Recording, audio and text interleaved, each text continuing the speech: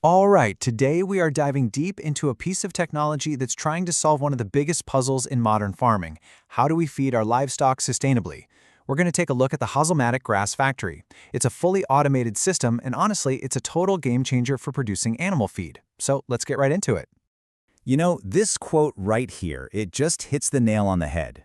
For hundreds of years, the old ways of farming worked just fine, but that's just not the world we live in anymore. We've got a growing population, wild weather shifts, and our resources are stretched thin. It basically means the way we've always raised and fed animals, well, it's just not going to work for much longer.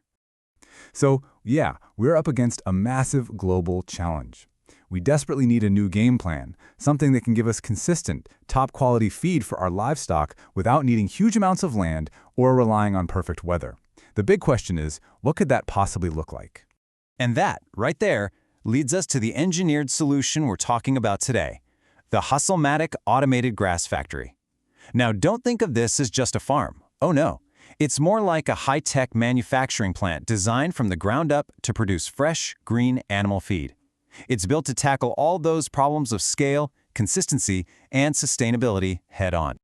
I mean, just look at this. This is the S3200 model. It's basically a giant, self-contained, climate-controlled box.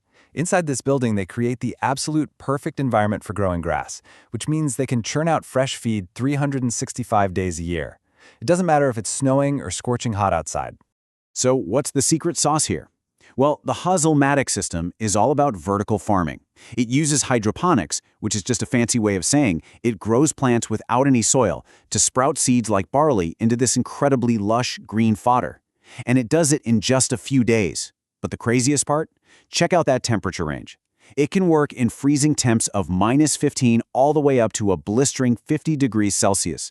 That kind of resilience is just, wow, it's a massive advantage. Okay, so let's step inside the factory and follow the journey. Because, the real genius here isn't just growing the grass. It's the completely automated path that feed takes, right? From the second it's harvested to the moment it's sealed up and ready to ship out.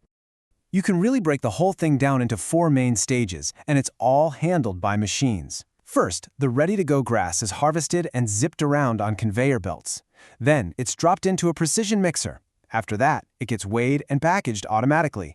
And then comes the most important step of all. It gets vacuum sealed to lock in all that goodness. This schematic here, this is like looking at the factory's heartbeat. You can literally trace the path of the fodder from the harvesting blades, up the conveyors, through all the processing machines, and right out to the packaging line. It's this incredible, seamless flow of automation that lets the whole place run so efficiently and at such a massive scale. Let's zoom in on that second step, the mixing. This beast of a machine is a 20 cubic meter TMR mixer. TMR just stands for Total Mixed Ration. This is where that fresh, green fodder gets combined with about 35 to 40% dry hay or straw. Why? Well, this creates a perfectly balanced, complete meal for the animals. It's ready to eat right out of the bag. All right, now we get to what I think is maybe the coolest part of this entire system, the science behind how they package this stuff. Because look, it's one thing to grow fresh feed, but it's a whole other challenge to keep it fresh and make it last long enough to transport. And this is where the real magic happens. The packaging line runs 24/7, it never stops. As soon as the feed is mixed, it's automatically divided into these 25 to 50 kilogram bags. Then a machine sucks all the air out and seals it tight. By removing the oxygen, you stop the feed from spoiling and losing all its amazing nutrients. This comparison really tells the whole story. On the left, you've got your standard fresh feed. It goes bad super fast, you can really only use it locally, and the nutrients just start disappearing almost immediately. But then look at the column on the right.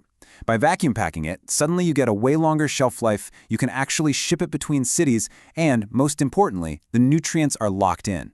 This completely changes fresh feed from a local, perishable item into a stable product you can actually store and transport. The best way to think about it is like this. They're creating a little time capsule for the animal feed.